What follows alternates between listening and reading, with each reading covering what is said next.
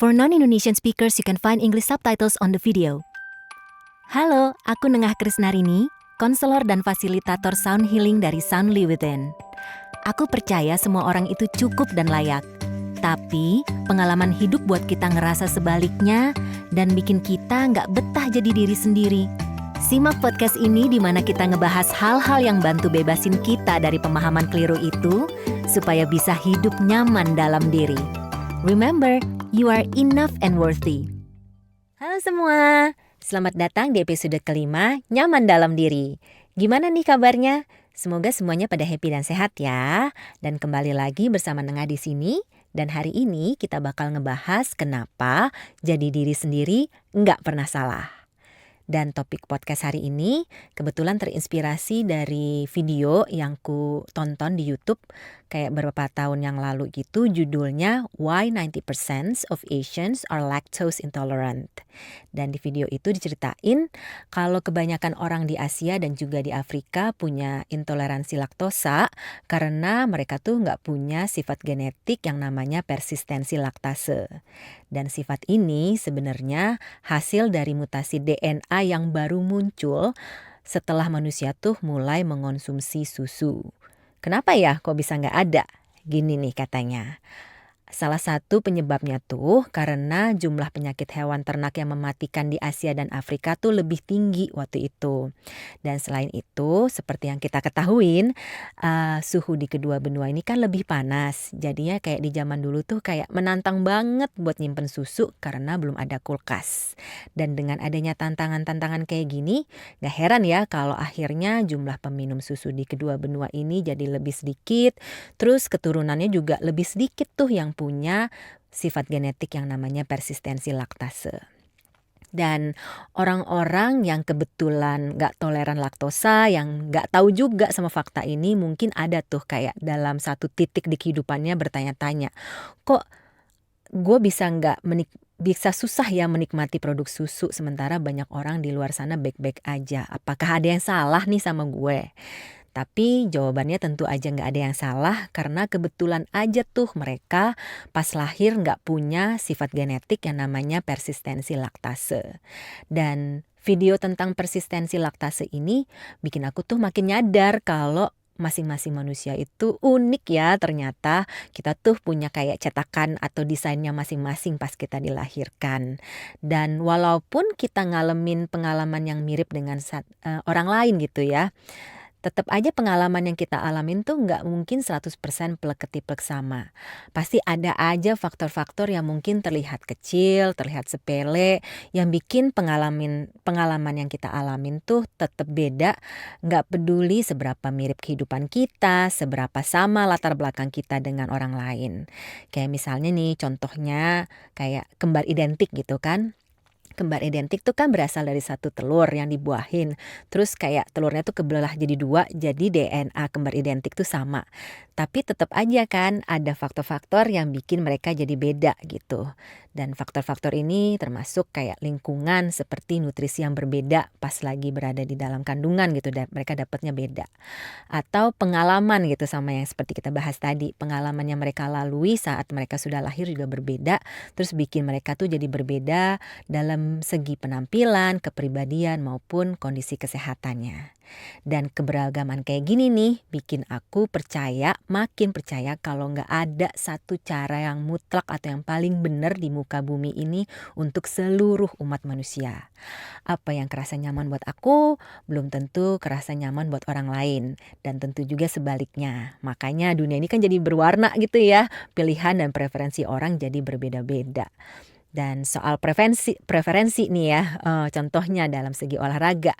Ada orang yang senang olahraganya pagi hari, ada yang senangnya sore atau malam. Dan menjadi seorang ibu contohnya, ada yang memutuskan jadi ibu secara purna waktu, secara full time. Ada juga yang memilih untuk mengasuh anak dengan baik sekaligus meniti karir.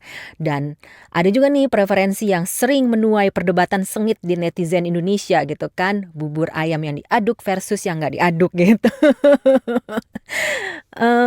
Lucu-lucu ya gitu ya, beragam banget lah pokoknya intinya preferensi dan pilihan yang ada di dunia ini.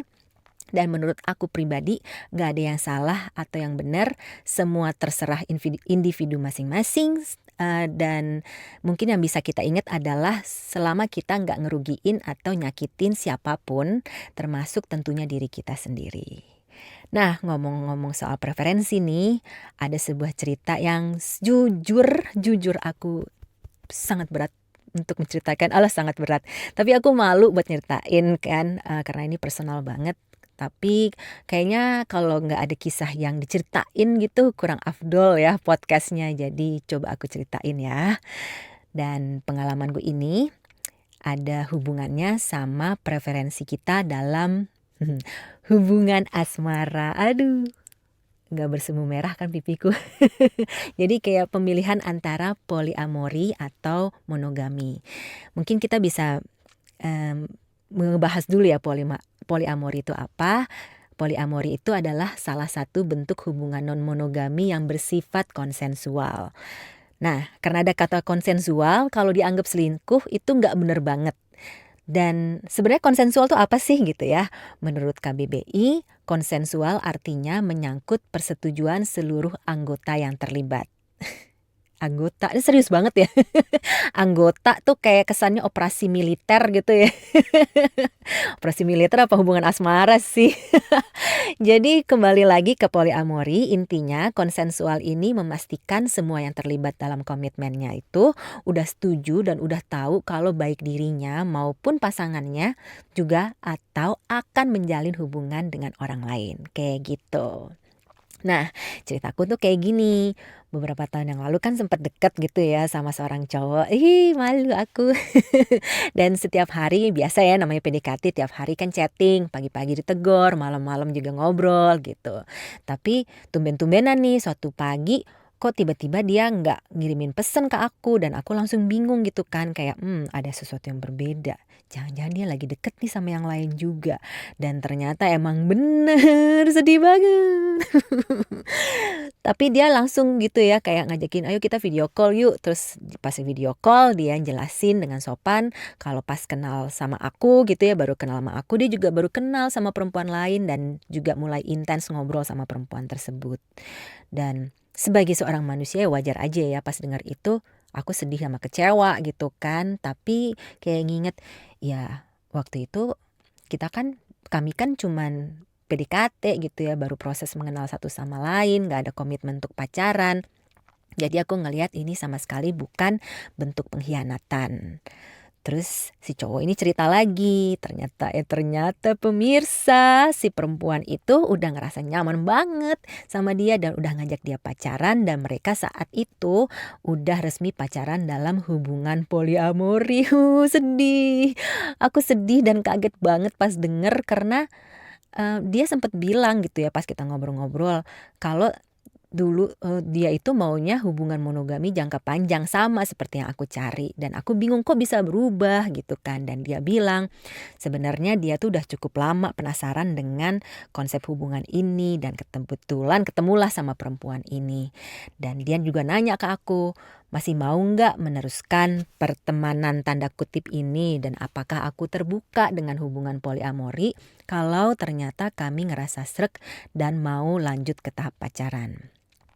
Tapi aku tahu kalau aku ini nggak seperti itu, bukan itulah preferensi aku. Entah apakah ini cetakan Capricorn yang konon katanya preferensinya tuh hubungan monogami gitu kan. Yang jelas aku tahu kalau aku bakal tersiksa dalam hubungan poliamori. Dan jadi sayang sekali kisah kami harus berakhir di tahap PDKT. Sedih. Setelah itu tentunya aku ngerasain berbagai perasaan yang gak nyaman. Tapi pada akhirnya aku benar-benar ngehargain kejujuran si cowok ini dengan mengekspresikan apa yang sebenarnya dia pengenin. Aku benar-benar salut sama keberaniannya untuk kayak menemui kebenaran di dalam diri. Terus kayak ngambil jalan pilihan yang bisa dibilang gak lazim ya di dunia ini. Dimana di dunia ini kan yang dianggap hubungan monogami itu yang paling bener gitu, yang paling normal, paling pakai tanda kutip.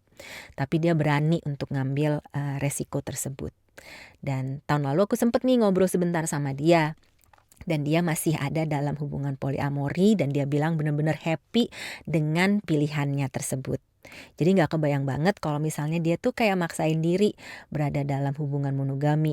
Udah pasti dia bakal nggak happy dan itu bisa ganggu hubungan yang ada dan mengurangi keharmonisan. Terus abis itu ujung-ujungnya bukan nggak mungkin kan ada yang selingkuh gitu kan. Jadi waktu itu aku ngomong ke dia, makasih banget karena dia udah sangat peduli sama perasaan aku dengan berkata jujur tentang perubahan preferensinya waktu kami masih deket dulu. Padahal kalau dipikir-pikir bisa aja kan dia tuh kayak diem aja soal komitmen poliamorinya, atau lebih parahnya lagi nih kayak menghilang aja gitu kayak ditelan bumi alias ghosting. Nyebelin, nyebelin banget. Tapi enggak, dia memilih untuk menempuh jalan yang sulit, terus dia bilang jujur ke aku dan aku ngelihat kejujurannya ini sebagai bentuk penghormatan dia terhadap interaksi di antara kami berdua waktu kami deket. Salut deh pokoknya. Dan ngelihat balik ke kisahku ini, aku jadi makin nyadar penting banget ya buat kita satu sama lain menghargai keberagaman ini dengan caranya tuh ngizinin satu sama lain untuk kayak nyari tahu apa yang bikin dirinya bisa jadi bahagia, supaya masing-masing individu di muka bumi itu bisa ngejalanin kehidupan dengan cara uniknya sendiri. Tapi tentunya dengan catatan selama pilihan atau keputusan kita nggak ngerugiin atau nyakitin semua orang yang terlibat, apakah itu orang-orang lain maupun diri kita sendiri tentunya. Kalau misalnya nih udah berkeluarga, nggak hanya perasaan pasangan yang jadi bahan pertimbangan, tapi tentunya perasaan anak-anak karena komitmen kita kalau udah berkeluarga nggak cuman sama pasangan tapi juga sama anak-anak kita. Seperti itu ceritanya. Semoga episode podcast kali ini bisa semakin menginspirasi kita ya, supaya kita berani untuk nemuin kebenaran dalam diri dan semakin berani lagi buat jadi diri apa adanya, karena jadi diri sendiri nggak pernah salah. Kalau misalnya dirimu suka sama episode podcast kali ini, boleh banget loh tekan tombol share yang menanti di bawah supaya bisa bagiin ke handai taulanmu dan juga ditunggu like, komen, dan subscribe-nya. Makasih semuanya yang udah pantengin episode podcast ini dari awal sampai akhir. Bener-bener aku apresiasi sekali dukungan kalian semua. Kita ketemu lagi di episode berikutnya. Jangan lupa, you are enough and worthy. Bye-bye. Terima kasih sudah mendengarkan Nyaman Dalam Diri bersama Nengah Krisnarini. Podcast ini bersifat edukasional dan tidak dapat menggantikan arahan dan saran terapis atau tenaga kesehatan profesional lainnya. Sampai ketemu di episode berikutnya.